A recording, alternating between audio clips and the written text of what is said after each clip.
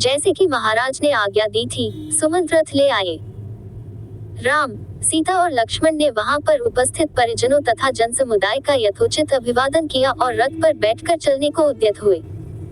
सुमंत के द्वारा रथ हाँकना आरंभ करते ही अयोध्या के लाखों नागरिकों ने हा राम कहते हुए उस रथ के पीछे दौड़ना शुरू कर दिया। जब रथ की गति तेज हो गई और निवासी रथ के साथ साथ दौड़ पाने में असमर्थ हो गए तो वे उच्च स्वर में कहने लगे, रथ रोको, हम राम के दर्शन करना चाहते हैं। भगवान जाने अब हमें फिर कब हम इनके दर्शन हो पाएंगे। राजा दशरथ भी कैकेयी के प्रकोष्ठ से निकल कर हे राम कहते हुए विक्षिप्त की भांति रथ के पीछे दौड़ रहे थे। हाँफते हुए महाराज को रथ के पीछे दौड़ते देखकर सुमंत ने रथ रोका और बोले, हे पृथ्वीपति, रुक जाइए। इस प्रकार राम, सीता और लक्ष्मण के पीछे मत दौड़िए, ऐसा करना पाप है।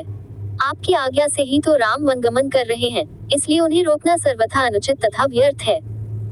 सुमंत के वचन सुन महाराज वहीं रुक गए। रथ तीव्र गति से आगे बढ़ गया किंतु प्रजाजन रोते बिलखते उसके पीछे ही दौड़ते रहे।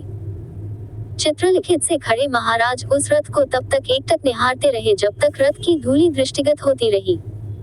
धूली का दिखना बंद हो जाने पर वे वहीं हा राम, हा लक्ष्मण कहकर भूमि पर गिर पड़े और मूर्छित हो गए। मंत्रियों ने तत्काल उन्हें उठाकर एक स्थान पर लिटाया। मूर्छा भंग होने पर मृतप्राय से महाराज अस्फुट स्वर में कहने लगे, संपूर्ण ब्रह्मांड में मैं सबसे बड़ा अभागा व्यक्ति हूँ जिसके दो पुत्र एक साथ वृद्ध पिता को बिलखता छोड़कर वन को चले गए। अब मेरा जीवन व्यर्थ है। फिर वे मंत्रियों से बोले, मैं महारानी कौसल्या के महल में जाना चाहता हूँ। मेरा शेष जीवन वहीं व्यतीत होगा। अब वहाँ के अतिरिक्त मुझे अन्यत्र कहीं भी शांति मिलना असंभव है। राम और लक्ष्मण के वियोग के संतप्त महाराज कौसल्या के महल में पुनः मूर्छित हो गए। उनकी इस दशा को देखकर महारानी कौसल्या विलाप करने लगी। कौसल्या के विलाप को सुनकर महारानी सुमित्रा वहां आ गई और उन्हें अनेक प्रकार से समझाकर शांत किया।